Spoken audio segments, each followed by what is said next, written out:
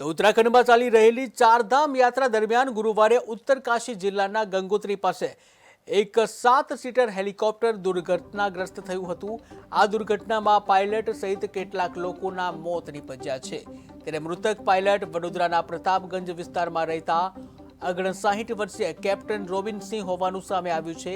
Captain રોબિનસિંહ છેલ્લા 3-4 વર્ષથી ખાનગી એરટ્રાન્સ કંપનીમાં પાયલટ તરીકે ફરજ બજાવતા હતા.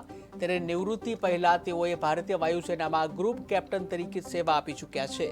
રાષ્ટ્ર સેવા બાદ તેમણે 2 વર્ષ સુધી ગુજરાત રાજ્યના મુખ્યમંત્રી ભૂપેન્દ્ર પટેલના હેલિકોપ્ટરના પાયલટ તરીકે પણ જવાબદારી સંભાળી હતી.